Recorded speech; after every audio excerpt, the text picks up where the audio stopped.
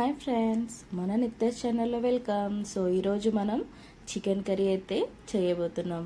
Chicken curry కోసం అయితే మనం ఫ్రెష్గా అయితే చికెన్ తీసుకున్నాం అన్నమాట. అందులో మనం అల్లం వెల్లుల్లి పేస్ట్, ఉప్పు, కారం, పసుపు, పెరుగు అయితే యాడ్ చేసామన్నమాట. ఒక చిన్న లెమన్ ముక్క సుత యాడ్ చేసాము. సో మీకు ఎక్కువ పులుపు నచ్చదనంటే అవాయిడ్ చేసుకోవచ్చు మీరు కొంచెం. బట్ చికెన్ అయితే టేస్ట్ బాగుంటుంది అన్నమాట. ఇవన్నీ వేసుకొని మంచిగా మ్యారినేషన్ చేసుకొని పెట్టుకోవాలి. ఒక హాఫ్ అన్ అవర్ అయితే ఇలా పెట్టేసుకొని చేస్తే చికెన్ సుత తొందరగా ముక్క ఉడుకుతుంది. ప్లస్ టేస్ట్ సుత చాలా బాగుంటుంది. చికెన్ గ్రేవీ సుత థిక్గా వచ్చేస్తుంది అన్నమాట. సో దాని తర్వాత ఒక కడాయి అయితే పెట్టేసుకున్నాం అన్నమాట. అందులో హోల్ స్పైసెస్ అయితే ఆయిల్ హీట్ ఎక్కాక అందులో వేసేసుకోవాలి. సో ఇలాయచి, లవంగం, దాల్చిన చెక్క, షాహీ జీరా ఇవన్నీ వేసుకొని మంచిగా గోలించుకోవాలి అన్నమాట. దాని తర్వాత మనం ఆనియన్స్ చిన్నగా తరిగి వేసేసుకోవాలి. ఆనియన్ వేసుకున్నాక కొత్తిమీర, పుదీనా, మెంతి ఇవి మంచిగా ఆయిల్లో రెడ్ బ్రౌన్ కలర్ వచ్చే వరకు ఫ్రై చేసుకోవాలి అన్నమాట. మనం ఆయిల్ హీట్ ఎక్కాకనే ఇవన్నీ వేసుకుంటేనే చాలా బాగా తొందరగా గోలిపోతాయి. మంచిగా స్మెల్ చాలా బాగా వస్తూ ఉంటుంది.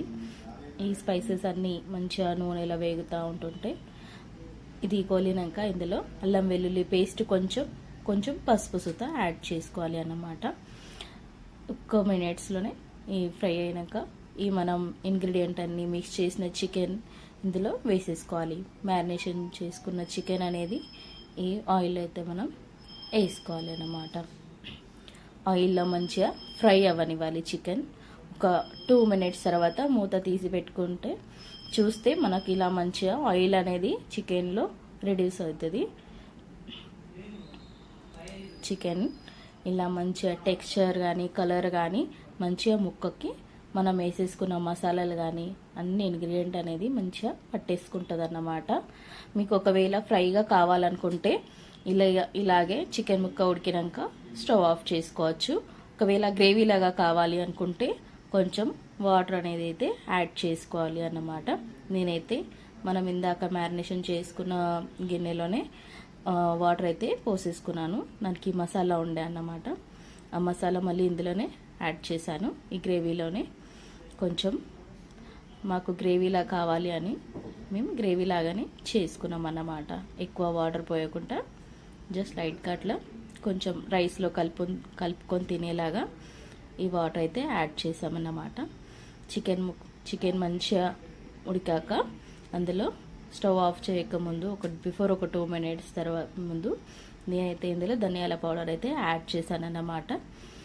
చికెన్ మంచిగా ఉడికినాక మనమైతే గ్రేవీ దగ్గరకు వచ్చింది.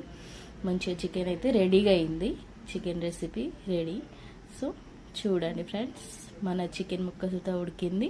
ప్లస్ గ్రేవీ మంచిగా థిక్ కన్సిస్టెన్సీలోనే ఉంది. ఇలా అయితే మనం రైస్లో అయినా వేసుకోవచ్చు, పూరీలకి, చపాతీలో ఎంతలో అయినా కానీ యాడ్ చేసుకొని తినవచ్చు.